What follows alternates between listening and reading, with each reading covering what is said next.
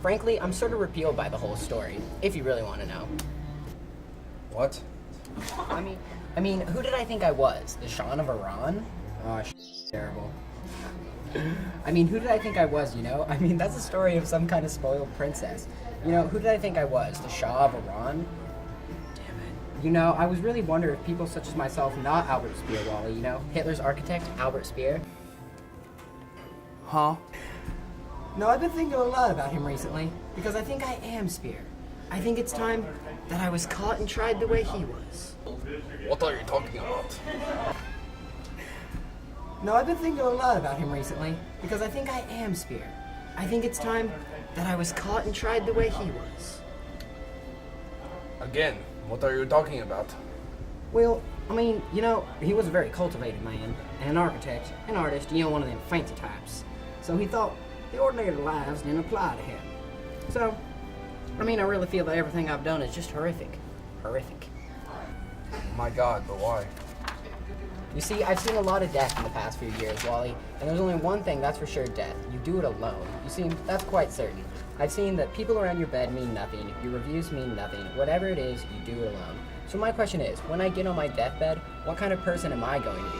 Am I just going to be the very dubious kind of person who would have lived his life those last few years the way I did? Well, you see, I've had a very rough time in the last few months, Wally. 3 different people in my family were in the hospital at the same time. Then my mother died. Then Marina had something wrong with her back, and we were terribly worried about her. You know, so I mean, I'm feeling very raw right now. I mean, I can't sleep. My nerves are shot. I mean, I'm affected by everything. You know, last week I had this really nice director over from Norway over for dinner. He's someone I've known for a few years. He's somebody I think I'm quite fond of. And I was sitting there just thinking that he was a pompous, defensive, conservative stuffed shirt who was only interested in the theater. You know, he was talking and talking. You know, his mother had been a famous Norwegian comedian. I realized that he had said, "I remember my mother," at least 400 times during the evening. And he was telling story after story about his mother. You know, I've heard these stories 20 times in the past. He was drinking this whole bottle of bourbon very quietly, and his laugh was so horrible. You know, I could hear his laugh, the pain in his laugh, the hollowness. What?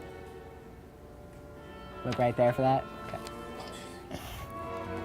I've heard these stories at least 20 times in the past, and he was drinking this whole bottle of bourbon very quietly, and his laugh was so horrible.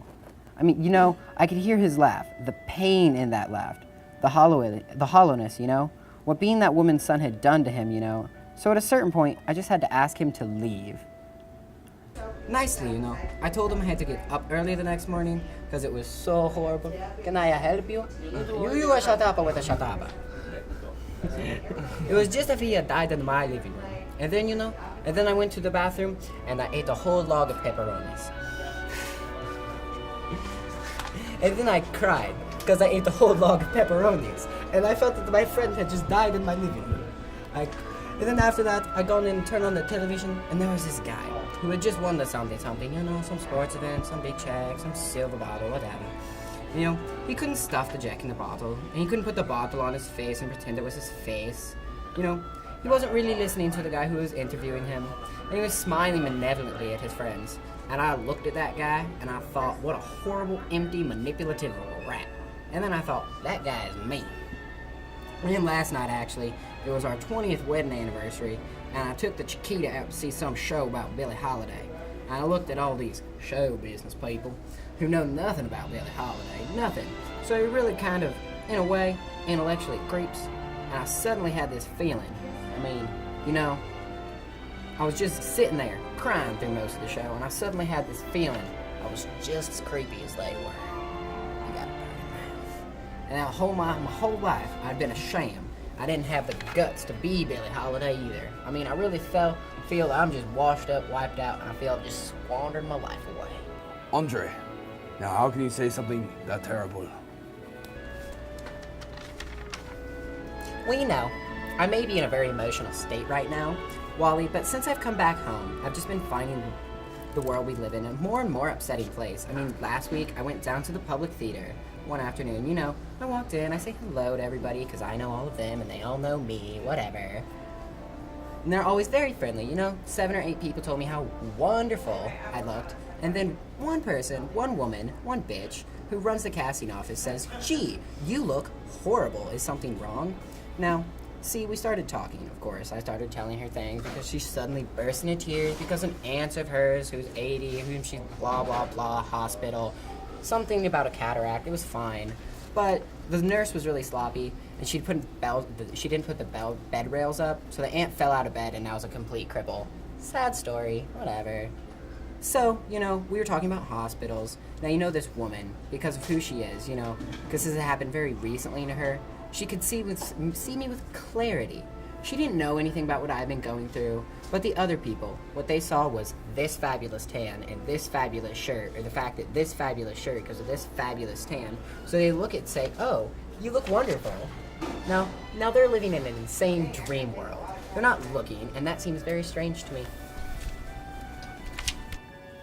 Right? Because they just didn't see anything somehow, except the few things they wanted to see. Yeah, you know, it's like what happened just before my mother died. You know, we'd gone to the hospital to see my mother, and I went in to see her, and I saw this woman who looked as bad as any survivor of Auschwitz. Right? Or Dachau. And I was out in the hall, sort of comforting my father, when a doctor, who was a specialist in the field, came out, and he had joyous news. She was going to live. The problem is, he only saw the arm. He missed her as a whole. Now, who's he to say this?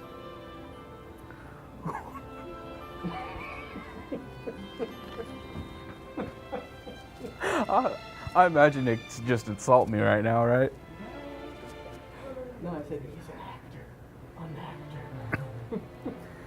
Now all he saw was the arm. That's all he saw.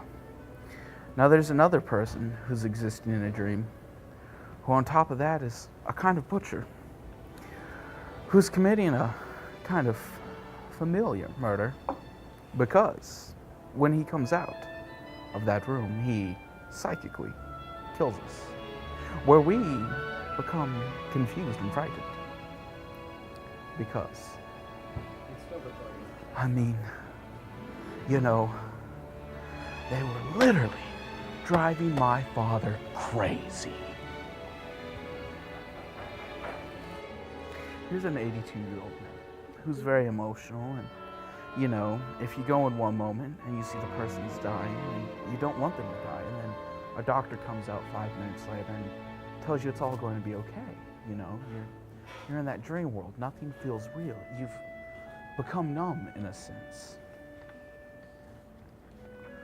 And you know, when you get dragged out of it and you have to face the real world, you can go crazy.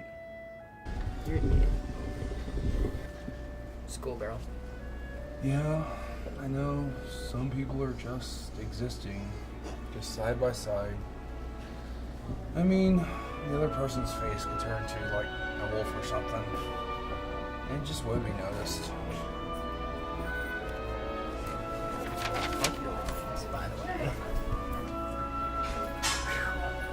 I mean, the doctor didn't see my mother. People at the public theater didn't see me. I mean, we're just walking around in some kind of fog. I think we're all in a trance. We're walking around like zombies. I don't think we're even aware of ourselves or our own reactions to things. We're just going around all day like unconscious machines. I mean, while there's all of this rage and worry and uneasiness just building up and building inside us. Obviously reading all of that.